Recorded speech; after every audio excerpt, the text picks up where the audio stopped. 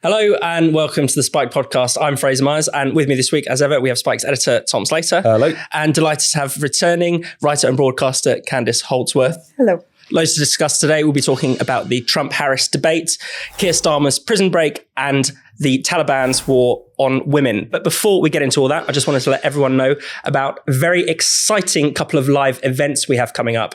The Spike podcast and the Last Orders podcast will both be returning to the Battle of Ideas this year. If you don't know about the Battle of Ideas, it's a really, really exciting festival of debate and discussion. There are hundreds of panels with brilliant speakers from all around the world. It's happening on the 19th and 20th of October in London. And our podcast will be there live too, so you can join us there in the audience. There will be special guests as well, which we'll announce in due course.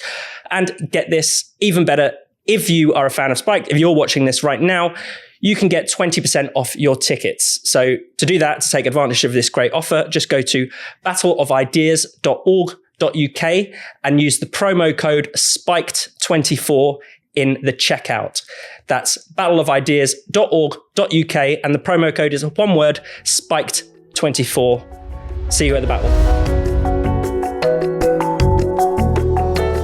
Donald Trump and Kamala Harris had their first presidential debate this week in Pennsylvania. I think the consensus seemed to be that Harris slightly edged it. She managed to polish her performance a little bit. She was certainly more coherent than Joe Biden, not a big bar to clear. Trump seemed a little distracted on the other hand. Tom, what have you made of it? I don't think we learned an awful lot. All we saw was what we had already come to expect, which is that Trump is kind of struggling to sort of land a glove on Harris. He often kind of wants to pretend as if he's still running against Joe Biden rather than his vice president. Even though he's got a lot of the issues on his side in terms of what the public are concerned about, whether it's the economy or whether it's immigration, he's just kind of struggling to land a blow, really. And I think we saw that definitely in the debate. He gets a bit caught up. He gets a bit distracted. He clearly was more needled than doing the needling, particularly when Harris kind of got at him for being obsessed about, losing the election and being a sore loser. All of that seemed to get to him. On the Harris side, it just reminded us that she's sort of husk, really, but a more polished one than we had come to expect. There's no more talk about coconuts or strange kind of almost like free-form riffs about the nature of time or the issues of Russia and Ukraine, these strange kind of lectures she would launch into. But at the same time, it wasn't really entirely clear beyond a few buzzwords what it is that she actually stands for. I mean, I find it interesting, the kind of crowing which has taken place since, because of the fact that it was seen not really to go Trump's way, because of the fact that the snap polls suggested that Harris won it relatively handily, because Trump, storms into the spin room at the end, clearly because he'd been a bit rattled. People forget that in 2016, Hillary Clinton, if you looked at the polls, won all of those debates pretty handily. Yeah. And yet we all know what happened actually in November. So I think there's a tremendous amount of sort of complacency amongst the Democratic establishment at the moment, who seem to be resorting to this idea that as long as we can show that we're the grown-ups in inverted commas, that we are so much more statesman-like than Trump, that as soon as we kind of roll through all the usual talking points about him wanting to overthrow democracy, be a dictator from day one, just recycling all the quotes out of context and misrepresentation, so that will be enough to get him over the line. It's not obvious to me in a close election that will be enough. And whilst this is very close, and it seems like 2016, it'll be one of those things where it will be decided by, 60,000 voters spread across a few battleground states, which will really be decisive. The complacency of the Democratic establishment, given the fact that Trump made a lot of the same mistakes, a lot of the same blunders, engaged in a lot of the same bluster last time, and still managed to get over the line. So I don't think we've come out of this necessarily with a decisive moment, as much as some people are making out. Candice, your initial thoughts there? I agree with that. I think if you look back at the history of these debates, you'll often see one person performing poorly, but it isn't always an indicator of the success they'll have in the election. I mean, I think back to Mitt Romney versus Obama in the first debate they had. And everyone was so impressed with Mitt Romney. And they thought, wow, this guy seems very presidential in comparison to Obama. But when it actually came to the day of voting, it didn't count for much. I think you're so right when it comes to Kamala Harris. I think expectations were rock bottom for how she was going to perform in this debate, because she's not a very good spontaneous speaker. Yeah. But this, she'd clearly had a lot of preparation. So she made a lot more sense when she spoke. She didn't go into those word salads that she's famed for. It was very interesting as well to see the sort of attack lines that they're both going for as well. I mean, I know that Kamala Harris was seen to be stronger on women than Trump is. One of the things that they're going for since the repeal of Roe v. Wade is abortion rights. That's something that Democrats think that they can fight Republicans on at the state level. Yeah. And it's, that's not necessarily going to define this election, but it is a major issue. The Taylor Swift intervention, for instance, does that reflect a deeper view amongst young women towards Trump? Trump, however, his powerful attack line was seen to be attacking her on her record on immigration. Yeah. But I don't know if it landed. It kind of rebounded on Trump because he was talking about dogs and cats and things that were very easily ridiculed. Yeah. When she is actually genuinely weak on that issue, and she deflected quite a lot on it. Let's have a look at that moment in Springfield. They're eating the dogs, the people that came in. They're eating the cats. They're eating the pets of the people that live there. And it's a shame. It does sound like a shame, Tom, if they really are eating the dogs, the migrants, Haitian migrants he's talking about specifically. There's been this strange meme going around the right-wing internet that these Haitian migrants in Springfield, Ohio, are going around stealing people's pets, cooking them on a barbecue and eating them. Is there any truth to this at all? Well, certainly the kind of local authorities have pushed back very hard against this. They say there's been no credible reports of this taking place. Which is, it's a reminder, I think, of how Trump increasingly feels very online. This is something that was doing the rounds on right-wing social media. And rather than attacking Harris on immigration, as you were saying, Candice, or even this particular issue, you think about Springfield, Ohio, this is a small city, population about 60,000. It's had this influx of 20,000 Haitian migrants, which is an incredibly difficult thing to deal with in terms of having the resources to integrate those people, having the accommodation. It's going to cause a big problem. It's something that you could easily pin on the Democrats insofar as just pivoting to the general kind of issue of the border and the disorder and so on. But he kind of can't help himself. There is an element of Trump, which is like your slightly cranky uncle who spends too much time on Facebook, kind of believes everything he reads and will just regurgitate it. And sometimes that's entertaining. Sometimes that can be endearing to a certain audience, I suppose. But it's rather than really landing the point on immigration, which is very strong for him if you look at the polls and issues that people are concerned about, this becomes the discussion. It is certainly true that very online nature of the debate is very present on the other side. Yeah. I mean, even this whole discussion about, Trump and JD Vance, they just think all women and Democratic voters are these childless cat ladies. And then, so a very online right-wing talking point becomes something that's embraced by the very online Democratic set. And you just think people must think you guys are lunatics really looking at this and looking at the real issues. But it was a reminder that on so many of these issues, people really don't feel that the Democrats are even willing to recognize that they have those concerns. Yeah. And so, but an issue that could have been landed much better becomes a discussion about why is he banging on about eating cats and dogs, Yeah. And talking about the sort of online obsession, we've already had Kamala Harris enjoying her brat summer. Most people have no idea what that means or what relevance it has to their lives. We've also had a huge amount of fuss, as you alluded to earlier, Candice, about this Taylor Swift endorsement. I mean, it's striking that they've put so much store by this. I mean, if celebrity endorsements counted for something, then Hillary Clinton will be on her second term right now, and we'll be talking about her successor. But what have you made of it and the sort of discussion around it? I think what a lot of people have spoken about is this is a vibes election. So, it's all about how it feels, and Trump and JD Vance are a bit weird, and it's lacked substance when there is actually a lot of substance. I think that the polls so far haven't really showed that Kamala Harris is ahead. I think she's been largely tied with Trump in all the key swing states. So you actually look at the data. I mean, there's this whole furore been created online about Kamala Harris as this big, but this gust of fresh air. Yeah. Well, actually, that hasn't been reflected amongst voters, who I think actually the same as here are a bit more skeptical of politicians. I think that's across the board. I mean, I know Democrats, voters who are very disillusioned with the Democrats. They think that they're very much enthralled to woke, and that's angered them, but they're not quite ready to vote Republican yet. They're alienated by a lot of what the Republicans have gone for, which they think are maybe quite extreme positions on abortion, for instance. Yet they're alienated by the issue of gender-affirming care on the Democrat side. So, I mean, you're right. There's this sort of this online discourse, but it's not mapping on to how people feel, which is maybe a bit more nuanced. A bit more mixed. Yeah. And it's interesting, the gender issue came up in the debate, and it's quite funny because, there's this clip doing the rounds of Trump banging on about transgender illegal migrants being given, essentially gender affirming care in prison. And this is what Kamala Harris supports. Now, that does sound crazy if you hear about it. It does sound like he's a mad boomer. What the hell is he going on about? And it was interesting that he was sort of falsely fact-checked about this claim.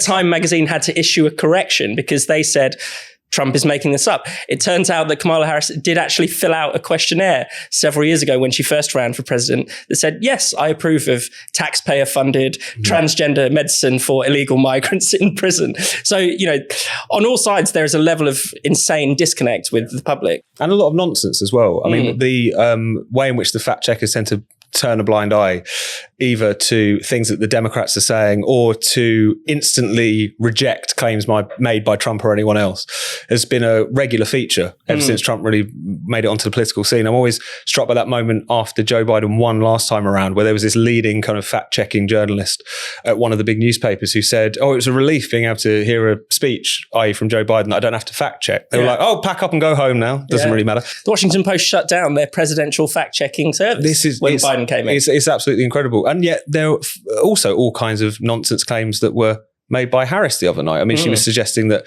Trump had explicitly said he was going to be a dictator on day one. This was a kind of throwaway, jokey comment that he was going to, sign a bunch of executive orders, which is what every president does nowadays, in order to further his agenda. I believe she also recycled the whole, it's going to be a bloodbath if I don't win claim, which I can't remember. He was giving a speech and he was talking either about like the automotive industry or the oil and gas industry. I can't remember which. Industry, and saying that it's going to be a bloodbath for this industry if they get in. Yeah, and yet because they will open the gates to Chinese cheap electric vehicles. Basically. Exactly. And yet this gets trotted out time and again as if he wants, January 6th on steroids and armed if all hell, if he doesn't get in next time around.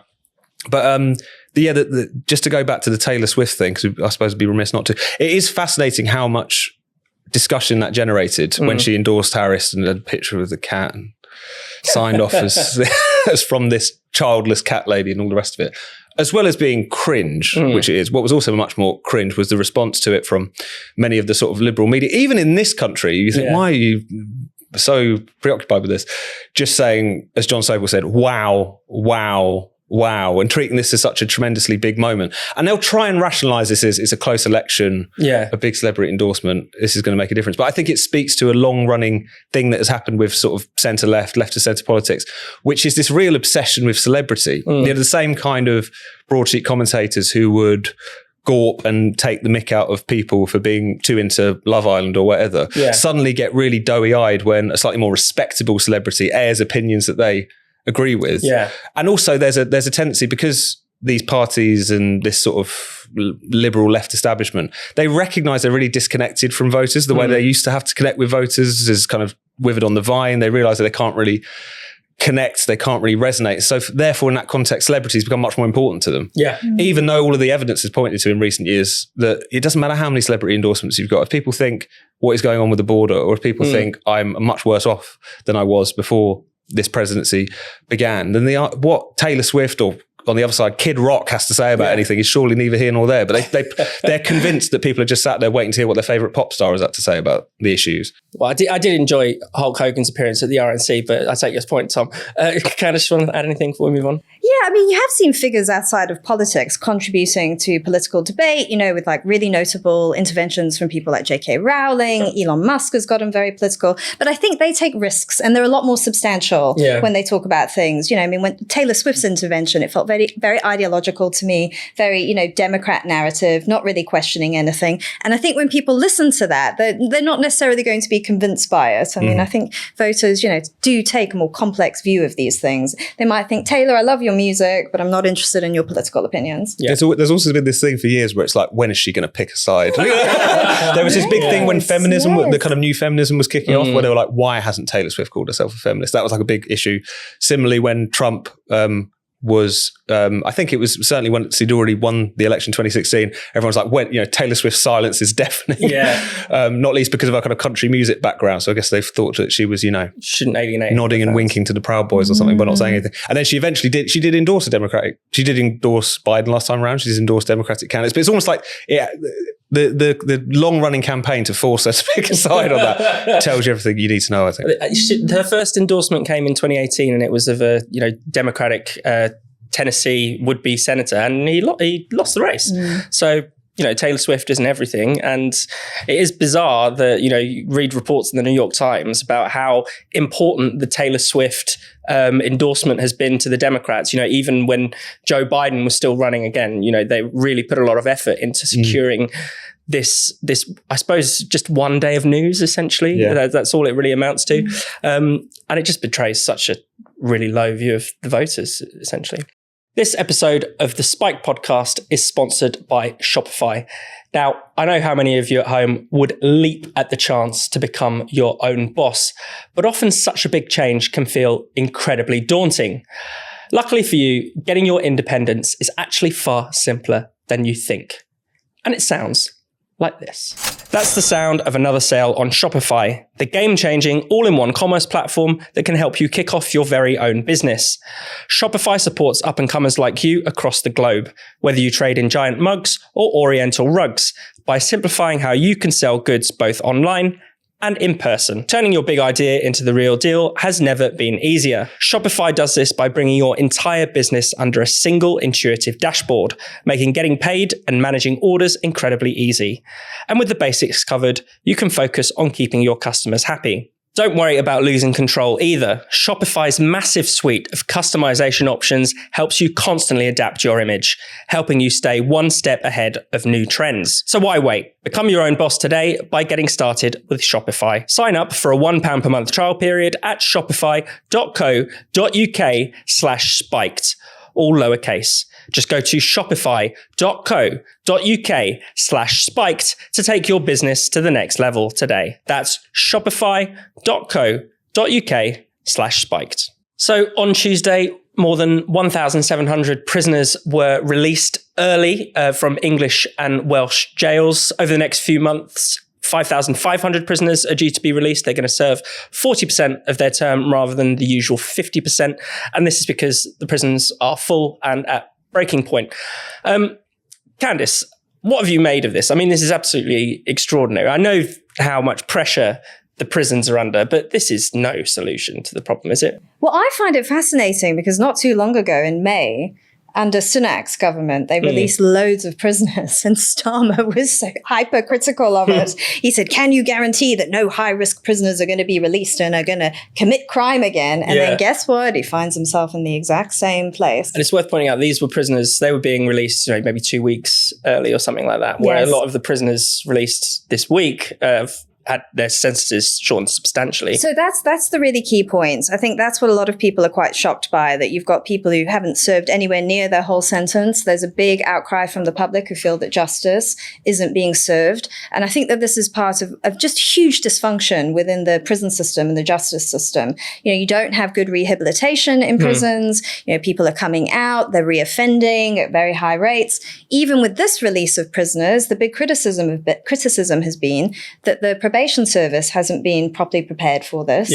I mean, a lot of them are going to be homeless when they come out. They've got nothing. They were just told, right, you're going out and that's it. And that's going to lead to high reoffending rates.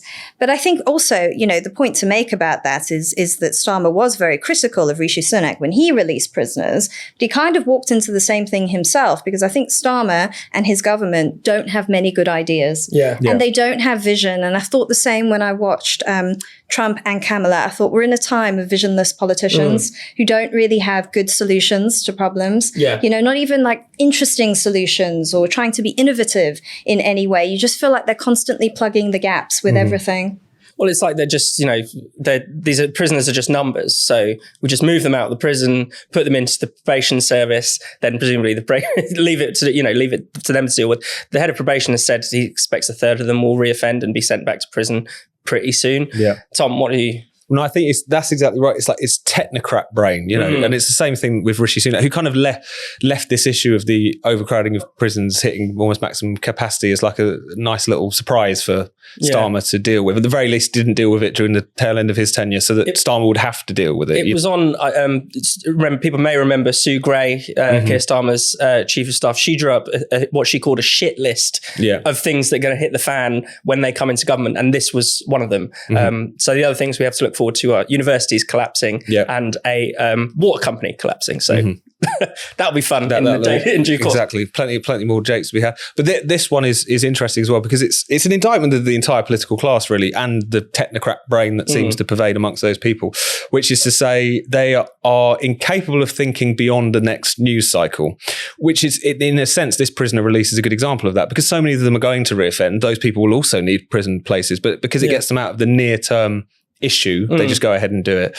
The fact that you're getting into a situation where whatever debates in society we might want to have about who should be in prison, non-violent offenders, why isn't rehabilitation working, all the rest of it, you shouldn't be in a situation where just sheer capacity is dictating how long people's sentences are. That's obviously a dreadful state of affairs. But it's incredible that they so focused on the kind of short-term political issues and the short-term technocratic, how many spaces do we have, that there's no interest in broader solutions. Could be drastic things, could be a more long-term sort of policy. It just becomes, how can we deal with the short term and then the medium term be damned in all of these situations, which is really, really strange. But it's also, I think, a reminder of how, on a slightly more substantial but nevertheless telling level, politically shit this lot are. Like, they have no sense of what's going to prove to be unpopular. They've tried to make a virtue out of this idea of making tough decisions.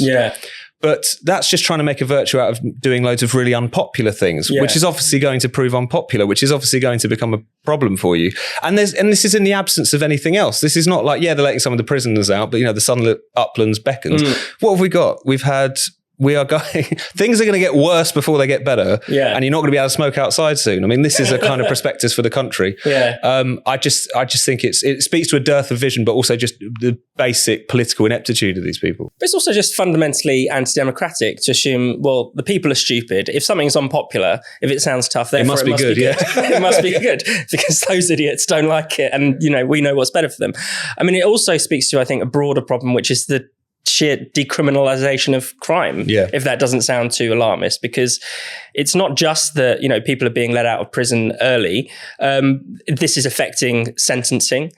Judges have been essentially told that they should bear in mind the prison capacity when handing down sentences. So that means people getting suspended sentences when really they probably are a danger to the community.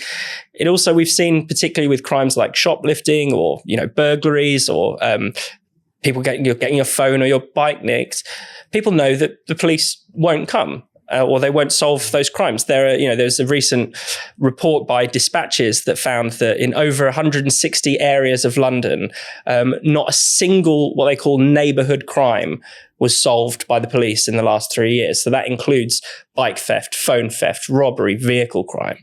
It's as if the message being sent constantly by the political class is that you can commit crime, you'll get away with it, we're not going to do anything about it. And most of all, that ordinary members of the public and your safety don't matter. Yes, they're not attuned to what the public want. I think that's the most striking thing about this Labour government. And I think they won in a loveless landslide. It was more that there was huge dissatisfaction with the Conservatives. I think there was a splitting of the right with reform.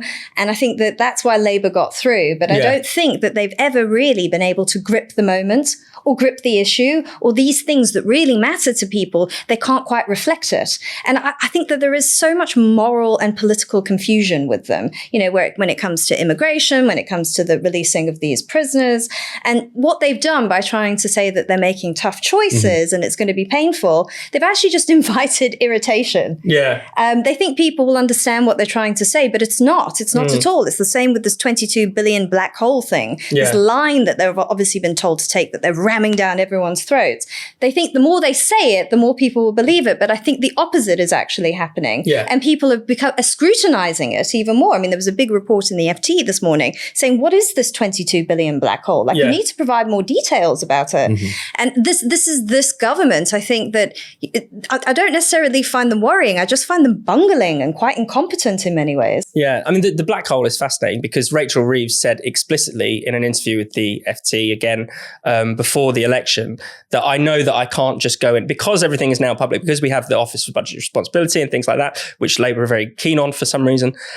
She said, we can't just go in and pretend that there's a black hole and we have to make tough decisions. Everyone knows the state of the public finances. They are, pretty much public. And now they're saying the Treasury officials, supposedly neutral civil servants, are saying we can't give any details on what this black hole is. We can't explain it.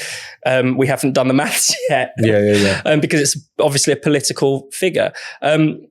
Related to that, I do want to talk about the winter fuel allowance, because again, this is another one of these decisions that Keir Starmer is saying it's a tough decision, therefore it must be the right one. What have you made of that particular row? Well, it's incredible how they don't seem to see how controversial things are going to be until they happen. I think maybe it's the idea that they're still possessed with this idea that they've got this tremendous mandate, even though, as you were saying, Candice, it's entirely built on sand. But the idea that depriving pensioners of this winter fuel allowance, the people who qualify for a version of it, which has now been sort of tacked onto other pension benefits, is a relatively small proportion of them. There's a lot of talk in this country about pensioners as if they're all living it up. They're barely on dry land. They're on a saga cruise every other week. That all of them did absolutely fantastically out of the housing market, and therefore they're all living the life of Riley. This is complete nonsense. I mean, a lot has been done on the issue of pensioner poverty, but it was only because it used to be tremendously, tremendously bad. And it's actually relative success story that started to be alleviated. And also then politically, you get into a situation where you're saying, okay, so these tough choices involve taking benefits away from those people least able to withstand the tough times, because you can't go out and get a second job in order to, pay for your inflated fuel bill now that these benefits have been deprived to you. And yet they don't seem to even see these controversies kind of coming over the hill. They didn't even necessarily seem to see how controversial it would be within the Labour Party itself, which is something which is really quite strange. Obviously, there was, one rebellion, but a lot of abstentions as a consequence of this. 50 or so abstentions. Bit pathetic. And what is the message that has been sent by all of this? There's been this crackdown on free speech. There's been this releasing prisoners early. There's been backing policies, i.e. removing the winter fuel allowance. Up until about, 5 minutes ago, the Labour Party was saying this will kill 4,000 people. Now they've decided that that's not necessarily a problem. And then when you try and work out, okay, but what's the bigger picture? What's the argument, the message, the vision? All of that's terrible. It's just like the green agenda, which is basically a fantasy. That's the only way that you could see that as a positive, if you really think that windmills and solar panels is going to deliver us to a much more higher standard of living. And it's identity politics, the race equality bill, which will come down the pipe at some point, and stopping you smoking in the rare places that you're able to do so currently. You just think, why did anyone think that this would be even an attractive proposition for the public, you know? And there's not even an attempt to, try and push back against any of these things. So it's a weird combination of them being actually on they're much more vulnerable politically than they seem to realise, and yet they seem to keep blundering through one of these issues after another. Yeah. Well, I suppose the weakness of the opposition, plays a big role in that.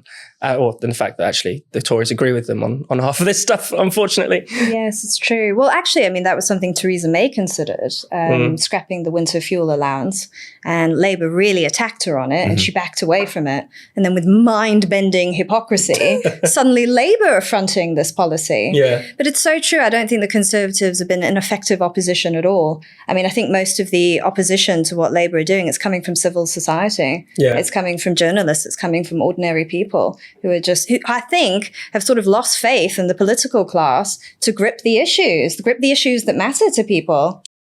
This episode of the Spike podcast is also brought to you by AG1. Now, I know we all feel that we need to take better care of ourselves, but sometimes, there's just not enough hours in the day. Adopting new habits can sometimes feel incredibly daunting and complicated. But actually, healthy living can be incredibly simple, especially if you start drinking AG1. AG1 is a daily nutrition supplement that makes it easy to stay on top of your health. Just one scoop contains 70 high-quality ingredients, all designed to meet your basic nutritional needs. I usually drink AG1 alongside my morning coffee. All I do is mix one scoop with water, and in less than a minute, I'm ready to go. That single scoop of AG1 is packed with useful ingredients. Pantothenic acid helps you stay sharp, folate can help you reduce fatigue, and vitamin A can do wonders in keeping your skin, hair, and nails healthy. The most surprising benefit of AG1, though, is how much it supported my heart health. The B vitamins in my morning scoop have not only helped me sleep better, but they've also helped me feel way more energetic throughout the day. AG1 is also designed by a world-class team of scientists with more than 100 years experience between them. They work hard to make sure that your simple morning scoop keeps getting better. That's why it's trusted by Olympians, F1 drivers, and countless ordinary people too. So if you want to replace your multivitamins and more, start with AG1. Try AG1 and get a free 1-year supply of vitamin D and 5 free AG1 travel packs with your first subscription. Just go to drinkag1.com/spiked. That's drinkag1.com/spiked. Check it out. Let's talk a little bit about the Taliban's war on women. Candice, you wrote about this for us recently. So there's been all these incredibly draconian restrictions on women's freedom that have come through in the past few weeks. Do you want to tell us what has been restricted, first of all? This is just a complete banning of women in public space in Afghanistan. I mean, we're familiar with, in Afghanistan, the Taliban of the past, women wore a full veil. This is even more extreme. They have to cover their face and their hands. Their voice is not allowed to be heard in public. Reading aloud and singing are completely banned. They've been banned from working. They've been banned from education. They're not allowed to look at men that they're not related to. I mean, it's just the most abusive Handmaid's Tale-like thing you can imagine, but it's actually happened. I mean, this dystopia has actually come true. And I think that anyone who knows anything about the Taliban would not have been too surprised by this. Yeah. But what's been amazing to see by a lot of the international liberal organizations is they've sort of tried to portray the Taliban as reformed in some way, or that there are issues with women's rights, but you know what, we're working with them on it. Yeah. And over time, they'll gradually align with global norms. That hasn't happened. The exact opposite has happened. They've gone in completely the other direction. And you just wonder what is going on there. You know, why have liberal institutions blinded themselves to the reality of the Taliban? Yeah. But I think we see this a lot with Islamic extremism. I mean, this is a trend. This is what they do. They never really describe it as it is. It's almost as if it's like the monkeys, you know, it's see no evil, hear no evil, speak no evil. Yeah.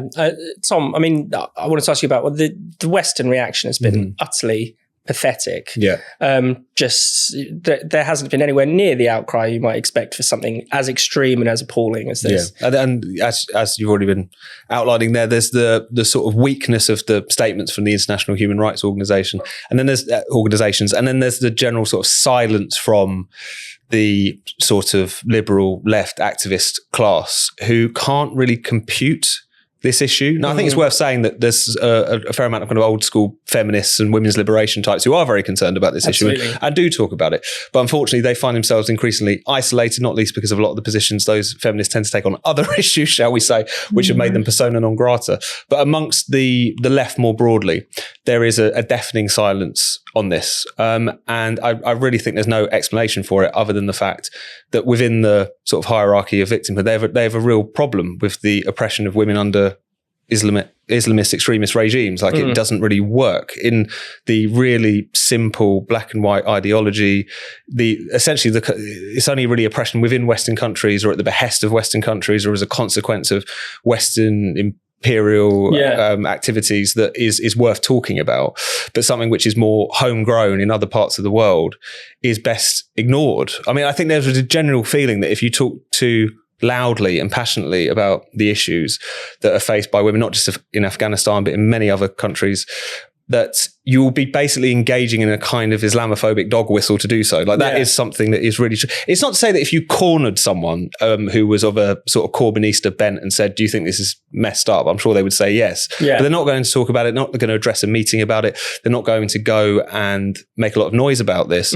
And it really doesn't add up, because on one hand, people will say, well, you know, I'm focused on what my own government is doing and what the West is doing and so on. These are people who obsess almost to an unhealthy degree about conflicts in other parts of the world, which they barely understand. But after a quick Wikipedia are quite happy to go on television and talk about it. So the idea that this just doesn't figure in their day-to-day activities as they trundle from one picket, from one discussion, from one TV debate after another, I think just speaks to the fact that despite all these claims to be really concerned about minorities, and despite this claim to be really concerned about the oppressed, if you're talking about the minorities within the minorities, or if you're talking about the oppressed women in Afghanistan, they just, for fear of looking bad in public, won't say anything about it. Yeah, the minorities within a minorities point is really important, because you'd think that intersectionalism would understand that, you know, women in, say, because it applies just as much in Britain as well, you know, women who have to wear the veil or the burqa or something, you'd think it would be understanding, well, they're oppressed as women and possibly oppressed as Muslims or whatever. But if it's the Muslim part that's doing the oppressing, you know, we barely talk about it. I suppose maybe the silence is preferable, then at least we don't have queers for the Taliban like we do have queers for Hamas. Don't give them ideas though. Sorry, it'll be a matter of time. Do you know, that's such a good point, because I think there's been a resurgence in interest in the case of Banaz Mahmoud, who was killed in an honour killing here. I think it was maybe about 15 years ago. There was a Netflix film made about it called Honour that was really realistic about it, about what she faced. And she went numerous times to the police to ask for help, saying that her family are trying to kill her, and nothing was ever done about it until the absolute worst happened. And then you got a very determined policewoman who decided she was going to get justice for Banaz. But I think that's so true, and it sort of left her sort of to the mercy of a culture that no one wanted to criticize. But universally, she is a woman who deserves rights just like everyone else, and the same recognition, equal recognition. Yeah, definitely. And you see similar things like that in Britain with, you know, it wasn't just white girls who were victimized by grooming gangs, or, you know, many of the victims of Islamist extremism in Britain are Muslims, often dissenting Muslim sects. Yes. You know, people have been murdered for being of the wrong Islamic sect in Britain, but we can't really talk about that because that would be seen as, you know, being too harsh on Islam or too harsh on Islamists even. Yeah. Yes. I mean, the case of Salman Rushdie proves that as well. Yeah. Exactly. No, I think that's absolutely right. One thing that I've written a lot about in recent months is the whole kind of blasphemy issue in the UK, which is one thing that often gets framed very much along the lines of, well, this is a bunch of white British racists who want the excuse and carte blanche to just be mocking Muhammad and to draw Muhammad to try and engender this kind of response for nefarious hard right reasons. Over the course of the past couple of decades, to my knowledge, the only two people who have been murdered, killed as a consequence of anti-Islamic blasphemy, so-called, were Muslims themselves. There was one dissenting cleric and an Ahmadi Muslim who both in this country but also most apocalyptically in Pakistan have been the focus really of the whole anti-blasphemy campaign because of the fact that they are considered to be constitutionally within that country heretics. So it's one of those things where all of these claims about what the left claims to care about don't really match up when you actually see the kind of barbarism which is being inflicted on Muslims themselves. But because it doesn't compute, they don't want to talk about it. Thank you so much for watching the Spiked podcast. We'll be back next Friday. If you hit subscribe and click the bell, you'll never miss an episode. And in the meantime, why not check out all of Spiked's other videos and podcasts on this channel? And for more Spiked content, find us at spiked-online.com.